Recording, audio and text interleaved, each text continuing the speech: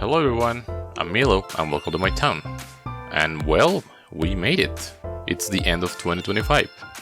Another year that has come and gone, and like to follow in the tradition that I've kept up on this channel through the years, I want to present a list of the top 10 games that I played during this year. May I remind you that this is my personal list of the games that I played, so if you don't see anything that you like, it may be because I just don't like it or it's not up my alley. Usually I tend to play a lot of games that are older, but as you'll see, there's actually the grand majority of games in this list that actually released during this year. Before we begin, I would like to make a small amendment. Last year I listed the Yakuza 6 kind of outside of the ranking, and looking back I really shouldn't have done that and instead included it within the rest of the Yakuza titles, which were 4 and 5 that I played during last year. Thing is, I just wasn't fully done with the game when I made the video. I was missing some stuff for completion, but usually I consider myself done with a game when I am done with the completion, and that's when I will usually write a Steam review.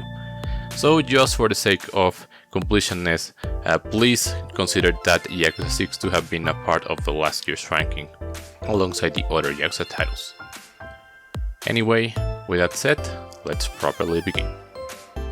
Now, there was a slight lie in what I've just told you. I'm not gonna do a top 10, but instead every single game that I played during this year, because I think it's only fair to talk about them, and I do have some comments about all of the ones that I played. Starting out at number 14 and 13, we have Late Shift and Immortality. Both of these games can be summed up together because they are both FMVs. Late Shift is about a night guard at a parking lot that gets into trouble when some robbers try to come into his job and bring him along them.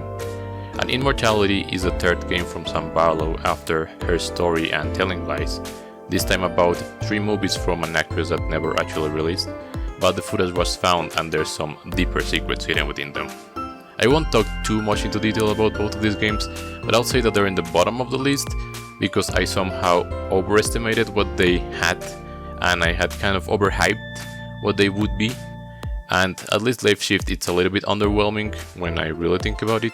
Immortality has that Sam Barlow touch, and actually it's kinda good, but it has some deeper secrets that you have to unearth by playing with the footage of the clips, and they just give you a very brief explanation at the beginning, and they don't really go into detail and to how you have to use that method. And I played on Steam with keyboard and mouse, and it's actually like hard to trigger those sequences. So it soured my experience a little bit because after I did everything quote unquote in the game, I found out that I had to do these things to get half the story. So it just annoyed me, and I reviewed both of these games negatively on Steam, which I almost never do because most of the games that I play I end up liking. That's why I play them in the first place. But these ones soured my taste a little bit. At number 12 we have Heavy Rain, which is this old game for the PS3 by Quantic Dream. You may have heard about it. It's a narrative game, so you're really just playing a movie pretty much. You do get to move around, and the gimmick is that with the controller you're supposed to make it into the motions that the characters that you play as interact the world in. So that's kinda cool. This one I guess just didn't really blow me away to put it deeper into the rankings, but I did enjoy it. Though it's a little bit annoying to get all endings because you have to replay everything from a certain point where there's a split and there's no easy way to just change your decisions. But yeah. And then in number 11 we have Balatro, a game that released last year, and it was heavily acclaimed. I finally bought it this year and played it for a bit, and yeah, I could see how it got so much praise. It was pretty fun, though I'm not incredibly crazy about it. I only played it for about a month and a half or so before I just moved on to other stuff. But I do see the value, and unfortunately an update was meant to release this year, but the creator works alone and something like that, and he just couldn't. So I guess we'll just wait to see whenever we get something like that. Maybe it will be fun to jump in and see the new stuff. Anyway, those were the ones out of the top 10. I will go into more detail into the proper top 10. So let's go over with those. Number 10. Wheel, A Wonderful World. This one's an interesting one that I just happened to find, and the description alone just caught me in. It's a visual novel from the Chinese developer WMY Studio. The main premise is that you are a god of sorts that can receive letters from the people on Earth. And as you read these letters, sometimes they're asking for some stuff and help or whatnot. But the gimmick goes that you are reading multiple letters at the same time. Some of them may be actually related, some of them may be completely unrelated and happen in different countries and even times, like talking about multiple years of difference, but you are receiving them at a specific point in time. Then what you do is that you take parts of those letters, like the actual words, and you shuffle them both around and in between the letters, and you can change the fates and the outcomes of the people involved in them. It's a really interesting concept when I saw it and when I started playing it, and it really drew me in. There's multiple characters that we meet or we get to know through the game that participate in all of this, and we have to help them move on. The decisions that we make for them will make it so that they continue going on.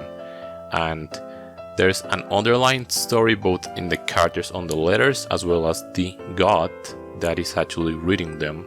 It's a really interesting concept, and also it touches on some really dark topics. I wasn't really expecting it going into it, but I thought it was really cool. So it's not really long, it took me 20 hours or so.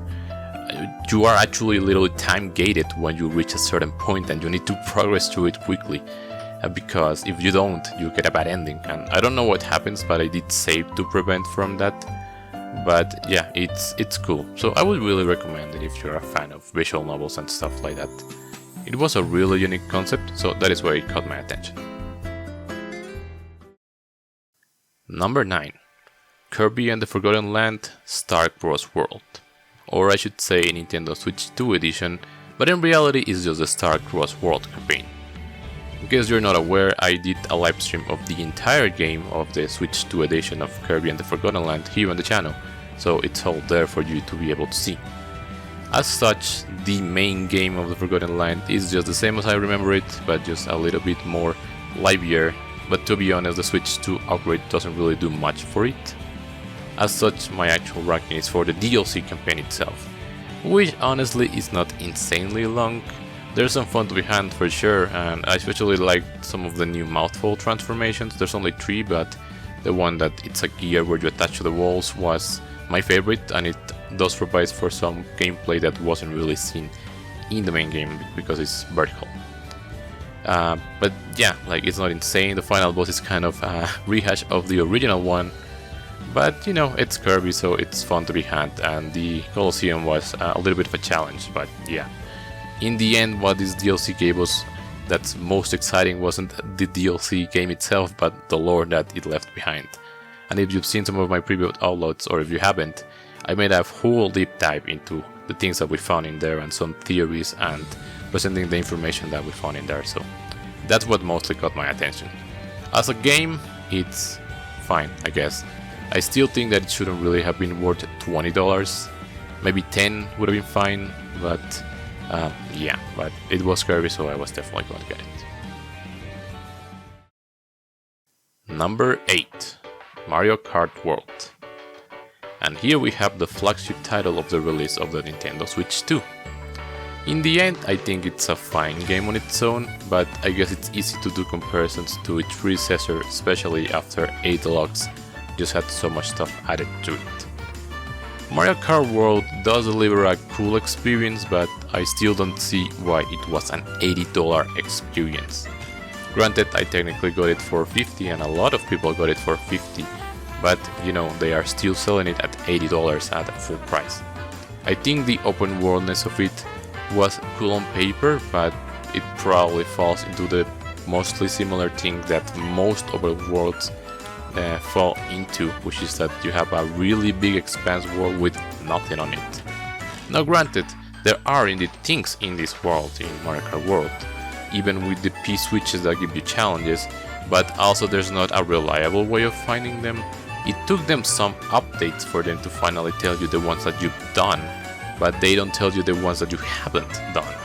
So if you want to rely on guides, it's easier to do it now that you can rule out whatever you do have, and you can focus on whatever you don't, but you still need a guide if you really intend to see them all, because sometimes they're kind of hidden or in places that you probably wouldn't normally go to. So yeah. And then, you know, they have this thing of the intermissions, which was cool on paper, but a lot of people were annoyed with online. Mostly were just those intermissions, and some of them were really boring.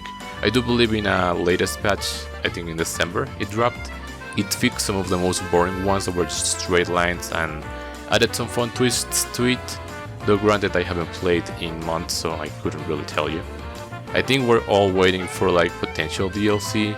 We were expecting something for DK Bonanza, because, you know, Donkey Kong having a flagship title for the system coming, he only has 2 alt skins, which is just really weird. I mean, he has 1 on the default. I really don't get why. And, you know, people expect the Junk Pauline or something like that, or, you know, other characters from the new game, but I don't know, we're kind of still hoping that it happens, but they really need to bring into the ballpark, like they need to throw it big, because even though it's still selling, I feel like for most people it's out a little bit, and a certain auto racer has taken a better look in the public eye. Certain 2 auto racers.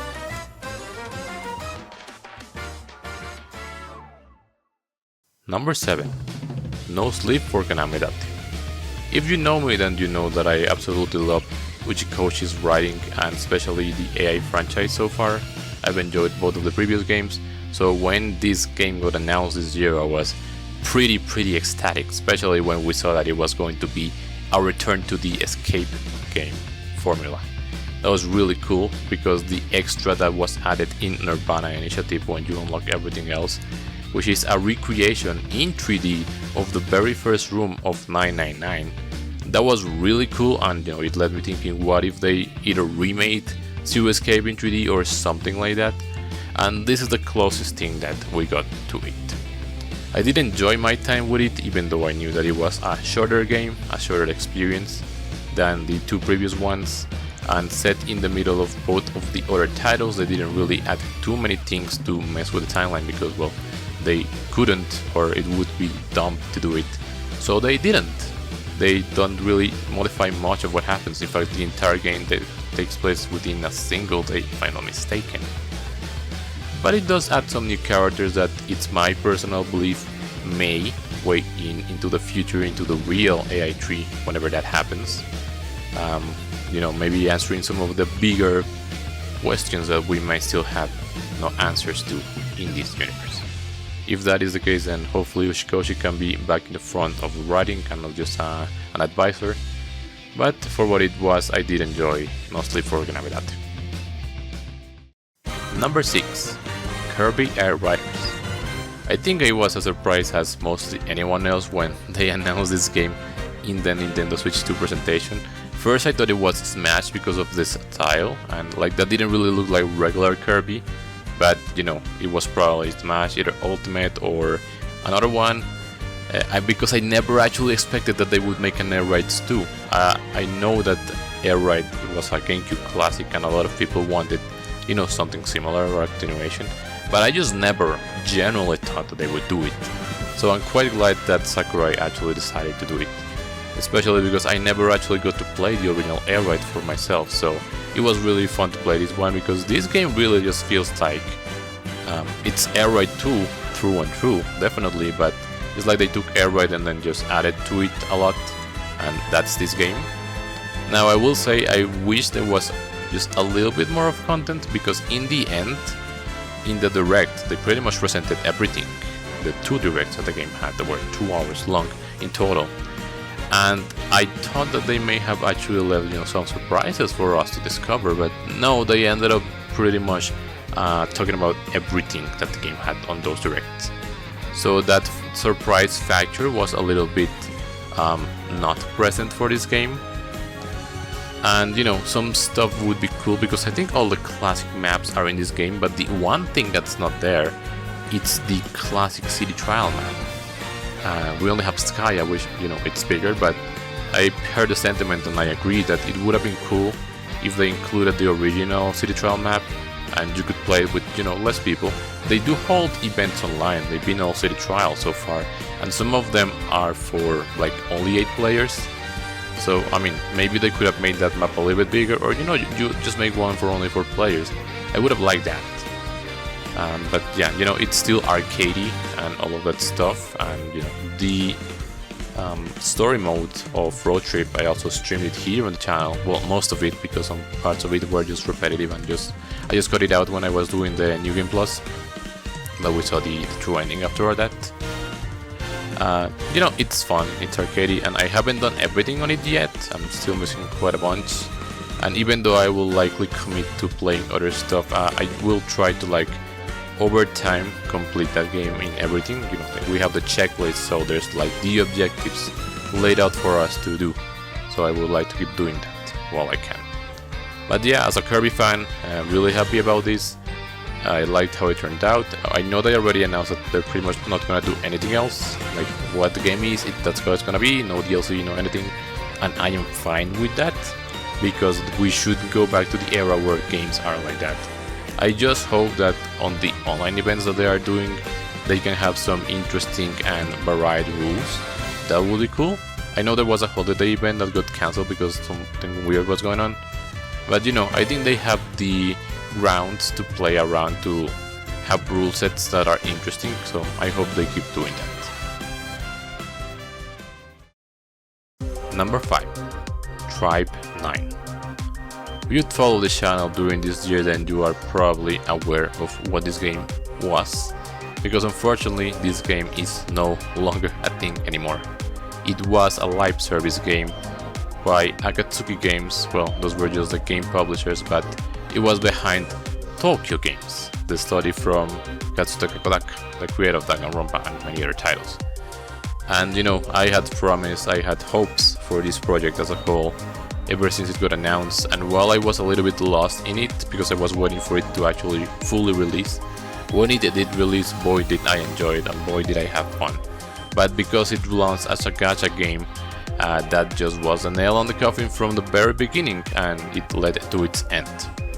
The good thing is that they are continuing. Kodaka took on the mantle to continue the story. If I'm not mistaken, they had released some rewriting of the early chapters in their project Neon Tribe, and I think as of a few days ago, when I'm uploading this video, Axis Games, which was volunteering to pitch into this fan project. I mean, it's fan, but it's made by some of the original developers and idea holders. I think they already released the translation into English. They were kind enough to volunteer into translating the Japanese into English, so I should definitely go read that, because I'm aware that they're gonna be rewriting it a little bit to especially feel whatever they're gonna do with it, but they're gonna respect what already was there and just take it as source material. Again, I have plenty of videos, streams, and an actual video of what the game was, so check that out if you're interested. By all means, the fandom's still active and people just had a lot of passion for this project, and we will continue to keep having it. If we are successful in all of this, we may actually get an actual Tribe 9 game in the future somehow. But yeah, that's the tale of Tribe 9, and again, it meant a lot to me. It's one of my most played games this year, even 6 months after they announced that it was shutting down. Rather, the 6-month period ever since the announcement of end of service, I never stopped playing it, and that just kept skyrocketing the hours, even though it was already a dire end, confirmed that it was going to be ending. I still kept my head up and I kept enjoying it because I just liked it that much. Number 4. Pokemon Legends CA. If you know me, then you know that I am a fan of the Pokemon franchise, so there was a certainty that I was going to be playing and most likely enjoying this game during this year. And I can safely say that yes, I did. I liked it a good amount. It's not like I don't want to say a lot, because technically I did like it a lot, but it's a little bit hard not to draw different sense and similarities with Pokemon Legends Arceus, which is, the game that predates this one in this series, or this branch of the Pokemon mainline series. And in the end, I will definitely say that I prefer Arceus to Legend CA for many things. I don't really want to spend all the time because I thought of making a video about it, but I'm not too sure if I'll actually do it. I think the map, the big Luminous City, you know, I was okay with it at first, but at a certain point it just becomes boring. And then you're just flying everywhere to where you need to be if you explore it at a certain point, because yeah, there's nothing new for you to see. I think the areas in Arceus were a little bit better, and the progression is mostly, you know, battle these things, complete your objective, then do a bunch of battles and fight the guy, and that's it. It's a loop that is pretty much apparent, and it could get a little bit old if you play too quickly. Now thankfully, I think the way that I initially played it was fine. You know, I was working, I was just playing a little bit every night. But it could get a bit repetitive, and I don't really think that Arceus was that much. Like, Arceus had that really big focus on catching, and in this one, maybe you will catch for your Pokédex registry and then you will never have to catch a species again unless it's a shiny or something like that. So on some of those aspects I liked that. I always did think that the Legends moniker meant that it's gonna be in the past and, you know, something like that, but this game is actually a sequel to Pokemon X and Y. It's different in that regard. Now, if the leaks are correct, then the next Legends game they're planning is actually Ancient Galar, so maybe that one will go back to the roots of Arceus a bit more. So hopefully looking forward to that. But well, for what it was, I did also enjoy CA a lot. The DLC didn't really change my thought on it that much. In fact, the DLC becomes a little bit too repetitive because the zones are, you know, similar and the timer on them is annoying. But still, I mean, there was some fun to be had, and the shiny hunting on the DLC specifically, it's pretty crazy. But yeah, those are my thoughts on Legend CA. Now we're getting into the top 3. Number 3. It's Yakuza Like a Dragon, Gaiden, and Infinite Wealth. Well, here's another playing of the facts. But I once again tried to play with my bias of the Yakuza series and not try to grant them such a high number. But actually, in the end, I do believe these games fit in the right spot. And yes, once again, I am grouping 3 games together into one category, because it's the ones that I played this year, and I didn't want to be like 16 games on this list, but instead I just grouped it together in here. This year I played the more recent titles in the Yakuza series, which were Yakuza 7 or Like a Dragon Gaiden the Man Who Erased His Name, and Like a Dragon Infinite Wealth, or Yakuza 8. I've only been done with Yakuza 8 for a few days. I only finished it this past week, and I'm not even done with the post-game DLC, which, you know, it's DLC because Sega made it so, but it's the post-game. But I do believe I can confidently talk about them in here. It's a little bit hard to rank them in between each other, and I don't really want to, but I will say that Yakuza 7 was an insanely great game. You know, they took the Yakuza franchise, changed it up to be a turn-based RPG with some slight action elements, and I think it would work greatly. The story is fantastic, it has great characters, and it really leaves you theory in some of its moments. Then we have Gaiden, which is a brawler once again, with Kiryu as a protagonist. And in this one, it's, you know, technically speaking, it's a side story of 7, but I still think it do a really good job, and the end of it is the biggest payout, really, especially if you play the rest of the Yakuza games. In fact, you should have played the other 7 or 8 up until that point before you play Gaiden, because that's when you get the full payout of it.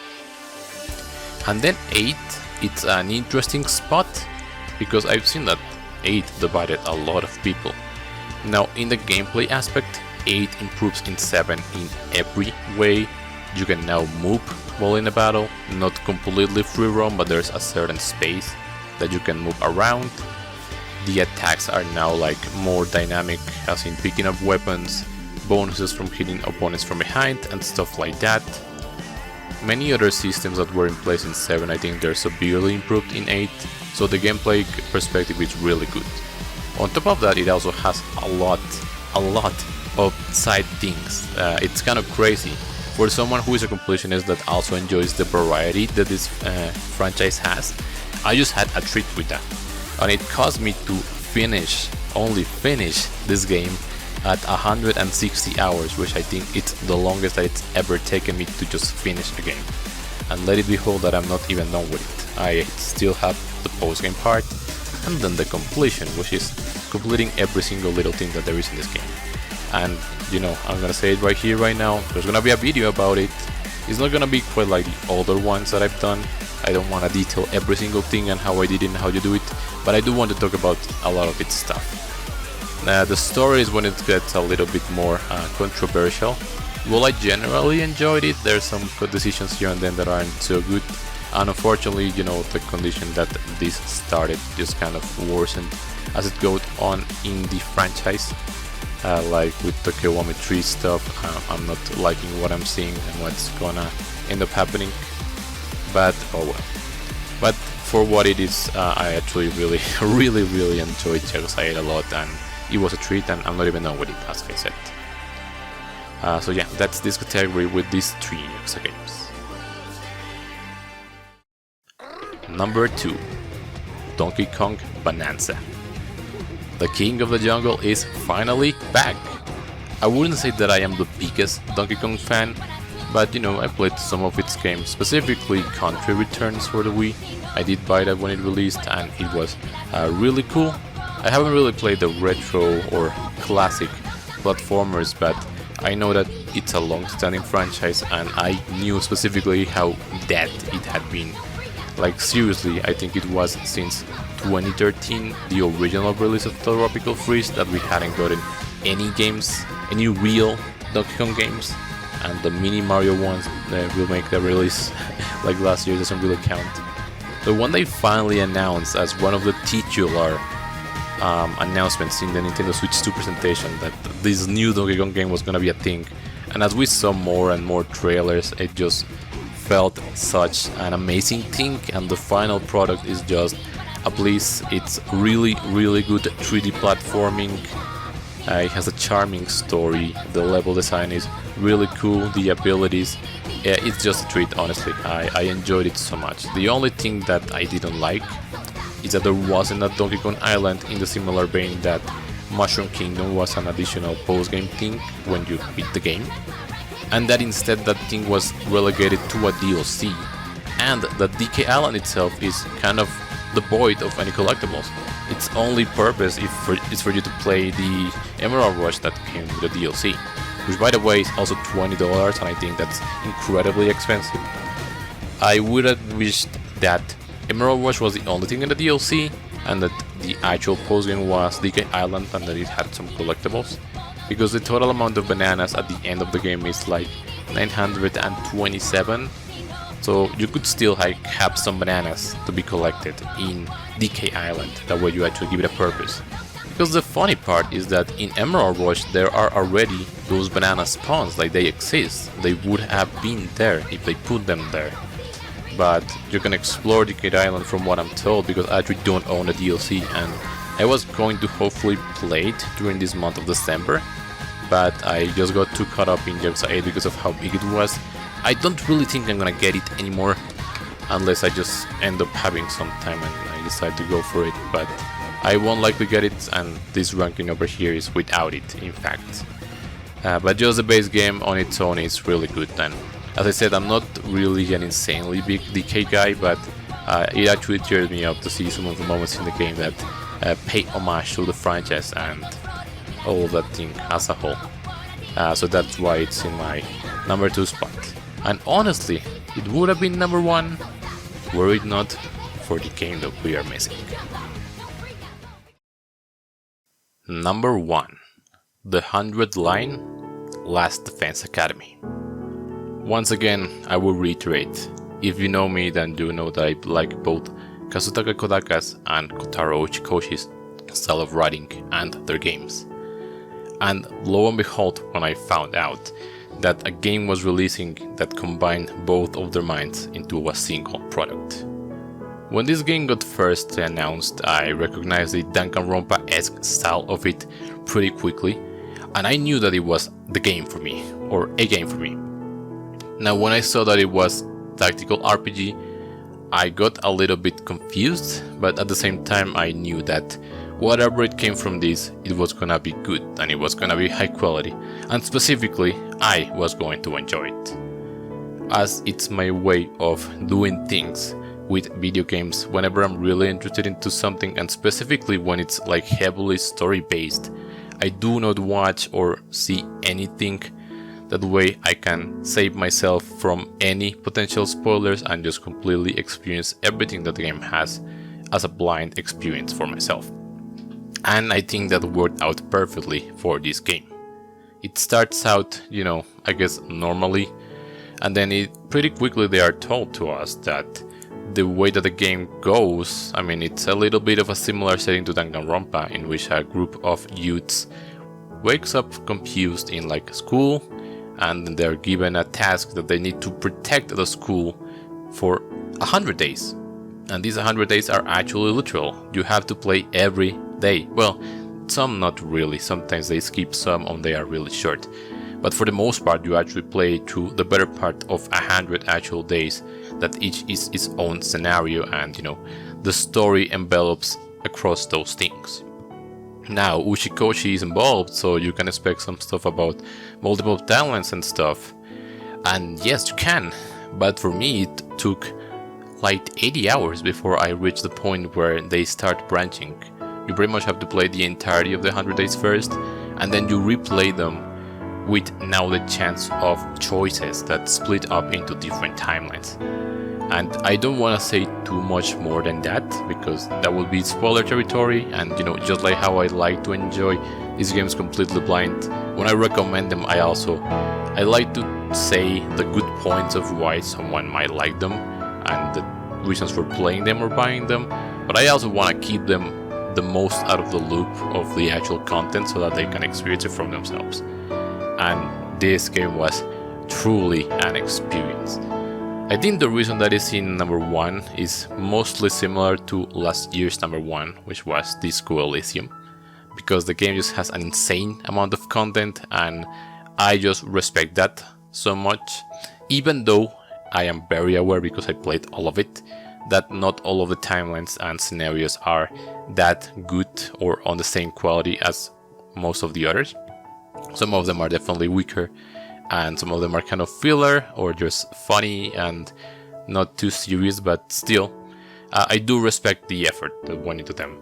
I think right now, overall, this studio, Kodaka and all of that, they've been priding themselves that this is probably one of the last games that has like this much things into it, that was done completely by, human minds and resources and all of this stuff. And they may actually be true, because nowadays a lot of the industry is heading into AI assisted things, and I have a kind of a neutral stance on the Gen AI that we have nowadays, but going back to the main topic, I respect this game a lot for that.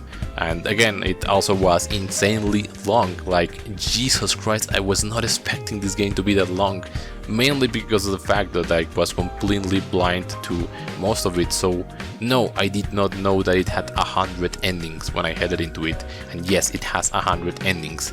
It's not 100 unique timelines, not really, just how they branch, because mostly you have a branch of 2 or 3 when you reach most of the endings, like the real endings, and then you will have 2 or 3 endings counting in there. There's in reality 21 main scenarios in the game, so like these 21 distinct ones, and even in between some of them they count as the same scenario, but 2 or 3 different timelines within them will actually be different to a higher degree. So yep, there's so much to unpack. So again, it's visual novel, insanely long, branching paths, and it comes packed with a tactical RPG gameplay that I found interesting. At first I think it's cool. It's like decent enough. Like, it's not incredibly complex really, but it works. After a while, after you have played for a decent amount of time, you are probably going to be able to dominate the system so much that you can like clear stuff in a single wave or like a single movement, single turn of yours, you can dispatch most of the enemies. The game does provide some ways for you to skip the battles that are similar to ones that you have already done, so you can do that. I don't remember if they were from the very beginning, I think not, but they were updated, so the current version of the game does allow for that. It cuts down on some of the repetition. I personally did most of the fights, even if I was offered a skip always, because sometimes even the battles, even if it's the same or similar battle, the units that are deployed into the field are deployed in a different order, so the amounts of combos that we can say, or ways that you approach a battle can differ, and I found that enjoying. At a certain point, when I was close to mostly everything done, I did start skipping the fights because there was nothing else. But yeah, I don't want to say too much. I might rather save it for a video of its own, or at least a video that I want to make that pertains to all of this stuff. But that is why it was my #1 game of this year. So again, I presented 14 spots in here, even though the games were actually 16. But that was actually all of the games that I really played during this year, minus some multiplayer games that may have been minor. But yeah, that was it indeed. So I hope you enjoyed. Again, I will reiterate, these are just my thoughts, my opinions, and these are the games that I played. If I didn't play something that you played, then that's because maybe I don't like the genre or I wasn't aware of it. But that is just my things and my thought. And do leave in the comments if you agree, if you disagree, or any other things that you may have played, and and we can see in the comments. I would like to know what you think as well. But for now, I believe that is going to be it. So yeah, that was the last video of 2025, given that we are just days away from the year ending. While we're here, I will give a few announcements or such. I think I may have alluded to this in a few videos in the past, or maybe in live streams a while ago. But actually, I can say with certainty and with very happy to report that next year I will actually be moving to Japan. I am going to be going there for at least a year or two initially, but my plan is to hopefully remain in there if things work out. And I will be leaving in April. As such, I will likely not have too much time, not just to make videos, but to play games in general, as I will completely adapt to a brand new lifestyle, and I will have many challenges in the way, I'm sure, that I will need to overcome. Still, I will hope to not fully abandon the channel, as this is my passion project. With this year we overpassed 400 subscribers, so thank you so much everyone for sticking around with me, for watching my videos. I know we don't have like the highest counts, but sometimes I keep a track on them, and when I see the views go up, it really does brighten my day that people out there are enjoying what I make. So yep, thank you so much. Thank you for sticking this long, both in the channel and even in this video, for me to be able to hear this message. So yeah, thank you so much. Again, I'll try to actually keep it alive. I have at least 2 videos planned for the coming weeks or months. One is a Yakuza 8 video for sure. Not sure exactly how it's gonna be, but it's gonna be one. And another one, as I alluded a little bit earlier, is something related to Shikoshi and Kodaka's games during this year. That's mostly what I'm gonna say for a moment, okay? So hopefully you can also look to that. For now, don't forget, you'll always be welcome in my town. Thank you for watching, and I'll see you next time.